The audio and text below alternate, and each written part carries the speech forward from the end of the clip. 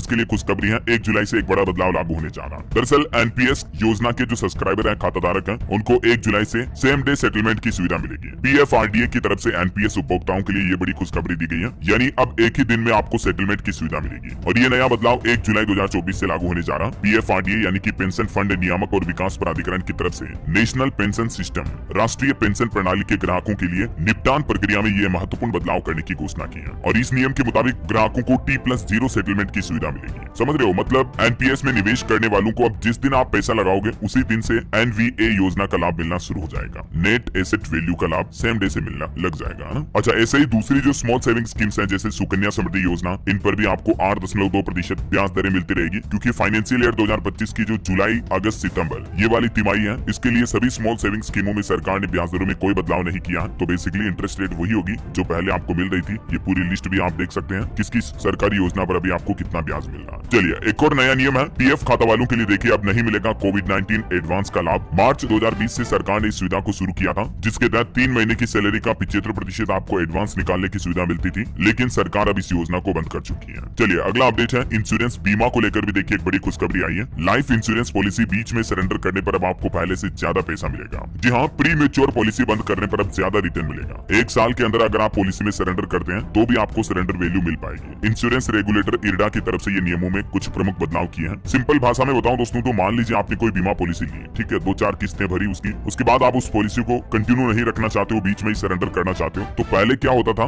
2 साल में भी पॉलिसी आप सरेंडर करते थे ना, तो भी आपने जो प्रीमियम जमा कराया उसका 30% ही आपको वापस मिलता था, राइट। लेकिन अब आपको सरेंडर वैल्यू ज्यादा मिलेगी। अलग अलग टाइम पीरियड के अकॉर्डिंग ये वैल्यू आपको कितनी मिलेगी, जिसकी डिटेल भी आप देख सकते हैं। अच्छा, इसके अलावा इरडा की तरफ से एक और नया फरमान जारी किया गया। अब ग्राहकों को निवेश का लालच देकर कंपनियां बीमा पॉलिसी नहीं बेच पाएगी, यानी कि यूलिप प्लान को एनएफओ बताकर नहीं बेच सकेगी इंश्योरेंस कंपनियां। ग्राहकों को जोखिम का भी पूरा ब्यौरा देना पड़ेगा। कई बार होता ना कि बीमा पॉलिसी बेचने वाली कंपनियां जो होती हैं, वो उस बीमा पॉलिसी के लाभ तो बता देती हैं, लेकिन इसमें क्या रिस्क है, आपका प्रीमियम कब तक डूब सकता है, ये कुछ इन्फॉर्मेशन जो ग्राहकों को नहीं बताई जाती है। इसके अलावा भी यूलिप प्लान को इन्वेस्टमेंट प्रोडक्ट के तौर पर दिखाकर नहीं बेच पाएंगे अब इंश्योरेंस कंपनियां। ये नई गाइडलाइंस लागू की जा चुकी है। चलिए, अगला नया नियम देखिए। 1 जुलाई से बदलेगा सिम कार्ड का भी नियम। अब नहीं कर पाएंगे ये जरूरी काम एयरटेल, जियो, वोडाफोन आइडिया, सभी तरह के यूजर्स के लिए ये नया नियम लागू होने जा रहा। दरअसल ट्राई की तरफ से ग्राहकों की सुरक्षा को ध्यान में रखते हुए ये नए नियमों में बदलाव किया जा रहा और ये सिम कार्ड से संबंधित नियम फिर से बदलने जा रहा। ये नियम है MNP यानी मोबाइल नंबर पोर्टेबिलिटी। सिंपल भाषा में बताऊं तो आप एयरटेल से अगर सिम को जियो में करवाना चाहते हो तो पोर्ट करवाते हो, राइट। लेकिन अब अगर आपने हाल ही में सिम खरीदी है, नई सिम कार्ड स्वेप करवाई है, तो सिम स्वेप की स्थिति में अब 7 दिन तक मिनिमम आप पोर्ट नहीं करवा पाओगे, यानी यूजर्स को 7 दिन का इंतजार करना पड़ेगा। इसके बाद ही यूजर्स को नया सिम कार्ड मिलेगा। अगर आपकी सिम टूट गई, चोरी हो गई, सिम कार्ड को आपने ब्लॉक करवा दिया, तो इसका लॉकिंग पीरियड भी बढ़ा दिया सरकार की तरफ से। तो 1 जुलाई से ही एयरटेल, जियो, वीआई सभी यूजर्स के लिए एक तो ये नियम लागू हो जाएगा मोबाइल नंबर पोर्ट का, ठीक है। और इसके अलावा हाल ही में सिम कार्ड को लेकर सरकार की तरफ से और ट्राई के द्वारा कुछ नई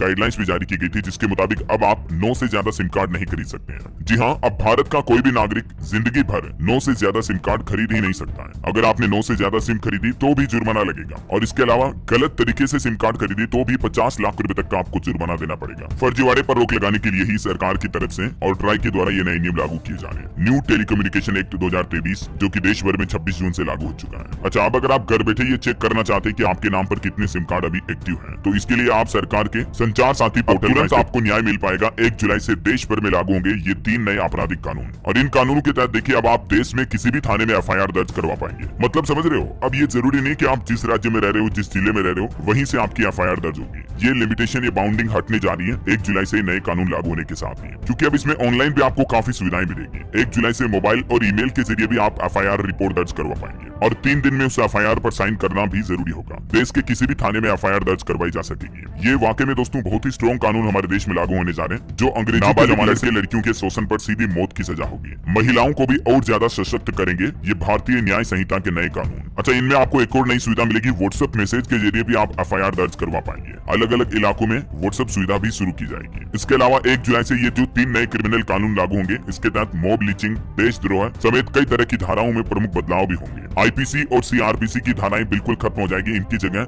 नए एक्ट, नए कानून लागू होंगे। देश के सभी पुलिस और थानों पर खास आयोजन भी होगा इस मौके पर। 1 जुलाई से इन 3 कानून में आपको 0 एफआईआर की सुविधा भी मिलेगी। संज्ञेय अपराध में अब किसी भी थाने में दर्ज करवा सकेंगे शिकायत। तो ये कुछ प्रमुख कानूनों के बारे में और भी ज्यादा डिटेल आप देख सकते हैं। चेन स्नेचिंग, चोरी, लूट पर भी अब नई धाराएं लागू होगी। विदेश में बैठकर अपराध भी नहीं कर पाएंगे, समझ रहे हो। इसके अलावा भी नए आपराधिक कानून लागू होने से क्या क्या प्रमुख बदलाव होंगे, जिसकी डिटेल डिटेल आप स्क्रीन पर देख सकते हैं इन कुछ खास पॉइंट्स में। कि दोस्तों एक और नया नियम लागू होने जा रहा, अनचाहे प्रमोशनल कॉल्स पर भी सरकार ने नई गाइडलाइन जारी की है और 21 जुलाई तक इस गाइडलाइन पर आम लोगों से राय भी मांगी गई है। आए दिन जो कई कंपनियों के प्रमोशनल और फर्जी कॉल आते हैं, तो ये स्पैम कॉल से अब आप परेशान नहीं होंगे। अच्छा, एक नई सुविधा ये भी शुरू हो जाएगी जल्दी। मोबाइल पर आपको कॉल करने वाले की आईडी, ओरिजिनल नाम पहले से ही पता चल जाएगा। जैसे ट्रू कॉलर के जरिए नाम का पता चलता है ना, वैसे ही अब आपको ऑफिशियल नाम का पहले ही पता चल जाएगा। मीडिया रिपोर्ट्स के मुताबिक 15 जुलाई से इस टेक्नोलॉजी को सरकार पूरे देश में लागू करने की बात कर रही है। अगला अपडेट है दोस्तों, आपको पेट्रोल डीजल की महंगाई से भी राहत मिल सकती है जुलाई महीने में। वजह यह कि पेट्रोल डीजल को जीएसटी के दायरे में लाने का प्लान कर रही है सरकार, और अगर ये जीएसटी में आया तो 20 रुपए प्रति लीटर तक दाम कम हो जाएंगे। फिर आपको पेट्रोल डीजल लगभग 75 रुपए प्रति लीटर ही मिलेंगे। क्योंकि जुलाई महीने में आपको पता होगा सरकार द्वारा बजट जारी किया जाएगा। देश की वित्त मंत्री निर्मला सीतारमण वित्त वर्ष 2024-25 का फुल बजट पेश करेगी मिड जुलाई में, 15-20 जुलाई के आसपास। तो इस बजट में कई बड़े फैसले लिए जाएंगे सरकार की तरफ से। इनकम टैक्स छूट वगैरह की सीमा भी बढ़ा सकती है। 10 लाख रुपए तक की आय पर टैक्स छूट की उम्मीद है। सेक्शन 80C में भी बदलाव किए जा सकते हैं और इस दरमियान पेट्रोल डीजल को जीएसटी में लाने पर भी सरकार कोई बड़ा फैसला ले सकती है। क्योंकि इस बात का जिक्र हाल ही में जीएसटी काउंसिल की बैठक में भी किया था वित्त मंत्री निर्मला सीतारमण ने। हाल ही में जो जीएसटी मीटिंग हुई उसमें भी बड़े फैसले लिए गए। रेलवे प्लेटफॉर्म टिकट पर आपको टैक्स में छूट मिलेगी।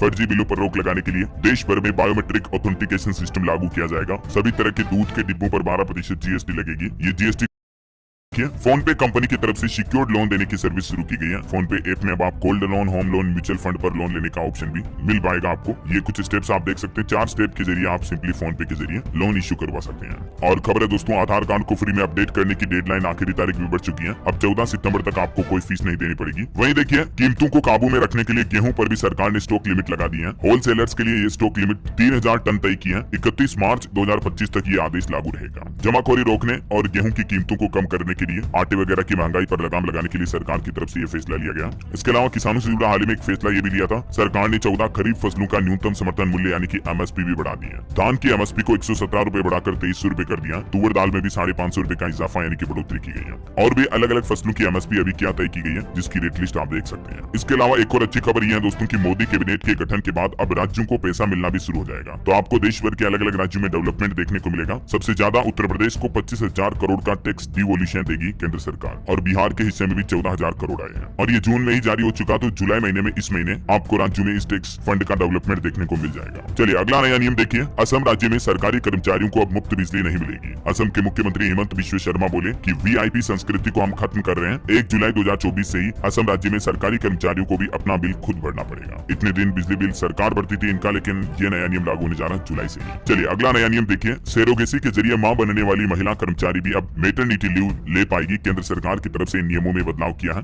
180 दिनों का मातृत्व अवकाश अब सेरोगेसी के जरिए मां बनने वाली महिलाओं को भी मिलेगा। चलिए अगला नया नियम है। हरियाणा के निजी अस्पतालों ने एक बड़ा फैसला लिया। आयुष्मान कार्ड धारकों के इलाज पर 1 जुलाई से रोक लगा दी जाएगी और इस संबंध में कई जिलों के डीसी को ज्ञापन भी सौंपा गया। इसका मुख्य कारण यह है दोस्तों की प्राइवेट अस्पतालों का यह आरोप है कि हरियाणा सरकार उनके द्वारा किए गए आयुष्मान भारत योजना के तहत इलाज का भुगतान नहीं कर रही है। तकरीबन 18 करोड़ रुपए 6 महीने से अटके पड़े हैं और इसीलिए प्राइवेट हॉस्पिटल कर्मचारी अब ये फैसला लिया है। वैसे हरियाणा में कैबिनेट की बैठक में भी कुछ बड़े फैसले लिए गए। देखिए आप, समाधान शिविर में जाकर फॉर्म भरकर परिवार पहचान पत्र में इनकम कम करवा सकते हैं। कुछ और राज्य सरकारों की स्कीमें देखिए दोस्तों। झारखंड में महिलाओं को मिलेंगे हर महीने 1,000 रुपए। 25 से 50 साल तक की उम्र वाली महिलाओं को इसका फायदा मिलेगा और ये जुलाई में नई योजना शुरू होगी, तो अगस्त से ही खाते में पैसे आना शुरू हो जाएंगे। झारखंड के मुख्यमंत्री चंपई सोरेन के द्वारा कैबिनेट की बैठक में यह बड़ा फैसला लिया गया और चंपई सरकार 1 जुलाई से ही मुख्यमंत्री बहन बेटी स्वावलंबन प्रोत्साहन योजना शुरू करने जा रही है। जैसे मध्य प्रदेश में है ना लाडली बहना योजना, ठीक वैसे ही झारखंड में भी अब हर महीने महिलाओं को ये 1,000 रुपए का फायदा मिलेगा। राज्य में तकरीबन 40 लाख महिलाओं के लिए ये चंपई सोरेन सरकार की तरफ से बहन बेटी स्वावलंबन प्रोत्साहन योजना की शुरुआत की जा रही है। और इसके अलावा झारखंड कैबिनेट बैठक का एक और बड़ा फैसला देखिए। 200 यूनिट तक बिजली फ्री मिलेगी।